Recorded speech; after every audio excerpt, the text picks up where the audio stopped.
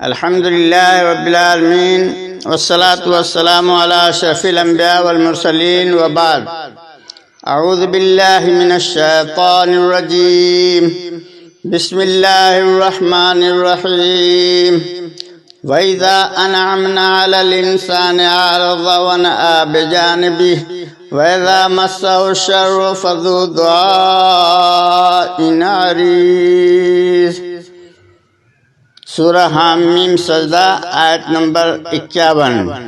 اللہ تبارک و تعالیٰ فرماتا ہے، اور جب ہم انسان کو نعمتیں عطا کرتے ہیں تو وہ ہمیں بھلا دیتا ہے، اور جب وہ کسی تکلیف میں مبتلا ہوتا ہے تو خوب لمبی دعائیں کرتا ہے.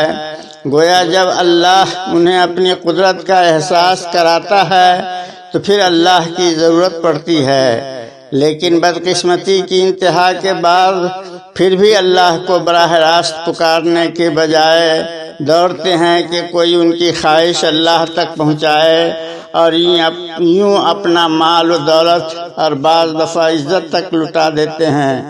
اگر انہیں قرآن کا فہم ہو، اللہ کی حقیقت سے آگاہی ہو، تو پتہ چلے کہ قرآن کریم ہر طرح کے لوگوں کو بشارت دیتا ہے کہ تمہارا خالق ہر قسم کی خواہش پوری کر سکتا ہے، ہر ایک کی براہ راست سنتا ہے، مانتا ہے.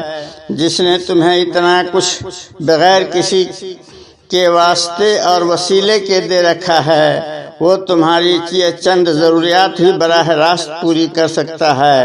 اس لیے اسی آیت کریمہ کے پہلے حصہ میں فرمایا، وہ تمہیں وہ سب کچھ دیتا ہے جو تم اس سے مانگتے ہو. وَآتَاكُم مِّن كُلِّ مَا سَأَلْتُمُوهُ. اس لیے کوئی دنیا کی دھوکہ سازی مبتلا ہو یا دینی تقاضوں سے ناواقف ہو، اسے معلوم ہونا چاہیے کہ انسان خواہ کتنا بھی اللہ سے دور بھاگے، مایوس ہو جائے، مگر اس کا رب اس سے مایوس نہیں ہوتا. اس لیے وہ اپنا دروازہ کبھی اور کسی پر بند نہیں کرتا. معزز سامعین و سامعات، یہ چند چیزیں ہیں جن کے لیے لوگ اپنا مال، ایمان اور بعض دفعہ عزت تک لٹا دیتے ہیں. کوئی ایسی انوکھی بھی نہیں. اس جیسی ضروریات اللہ کی سب سے بہترین مخلوق انبیاء کرام علیہ السلام کو بھی لاحق ہوئی تھی. آدم علیہ السلام کو برکت، یونس علیہ السلام کو شکم ماہی سے، اور حضرت یوسف علیہ السلام کو جیل سے رہائی کی، اور حضرت ایوب علیہ السلام کو لمبی بیماری سے شفا کی ضرورت و حاجت پڑی. حضرت یعقوب علیہ السلام کا فرزند گم ہو گیا تھا. حضرت زکریا علیہ السلام کو بڑھاپے میں بیٹے کی خواہش ہوئی. حضرت عیسیٰ علیہ السلام دشمنوں کے نرغے میں آ گئے تھے. محمد رسول اللہ صلی اللہ علیہ وسلم کو پناہ کی ضرورت پڑی تھی. تو ان سب نے کس سے مانگا؟ قرآن سے پوچھئے، وہ بتاتا ہے کہ سب نے اللہ سے مانگا. اسی سے مانگنے کا راستہ بتلایا تاکہ کل کوئی یہ نہ کہہ سکے کہ یہ تو سارے نیک لوگ، مگر ہم تو گنہگار ہیں، ہمیں تو وسیلے کے بغیر نہیں مل سکتا. یہ اللہ تعالیٰ کے بارے میں بڑی صریح بدگمانی ہے کہ وہ اپنے خاص بندوں کو تو خود دے دیتا ہے، مگر دوسری مخلوق کو کوئی زندوں اور مردوں کے حوالے کر دیتا ہے. ایسا ہرگز نہیں ہے. وہ سب کا مالک و داتا ہے، سب کا حاجت روا ہے، سب کا مشکل کشا ہے، اور اپنے سے مانگنے والے پہ خوش ہوتا ہے اور نہ مانگنے والے پر ناراض ہوتا ہے، بلکہ اسے متکبر جانتا ہے اور اسے جہنم کی وعید سناتا ہے. انبیاء کو اسی لیے وہ نمونہ بناتا ہے کہ جیسے انہوں نے مشکلات میں اللہ ہی کو پکارا. ان میں سے بعض ایسے بھی تھے جن کا خاندان نبوت کا خاندان تھا.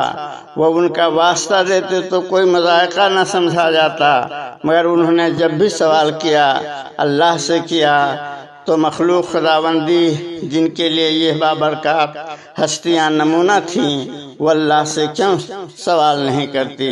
معزز سامعین و سامعات، اللہ براہ راست دینے والا ہے، کسی کے واسطے کی ضرورت نہیں ہے.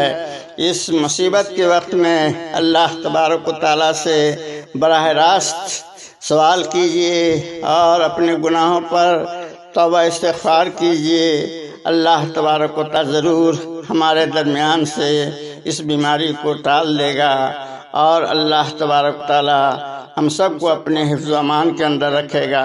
اللہ سے دعا ہے کہ اللہ تبارک و تعالی، اے اللہ، ہم بغیر کسی واسطہ کے تجھ سے سوال کرتے ہیں کہ تو ہم تمام لوگوں کو اپنے حفظ و امان کے اندر رکھ، اور بلا اور مصیبت جو ہم پر آسمانی و زمینی آنے والی ہے ان سب کو ٹال دے۔ وباللہ التوفیق، وصلی اللہ علی سیدنا محمد وعلی آلہ وصحبہ اجمعین۔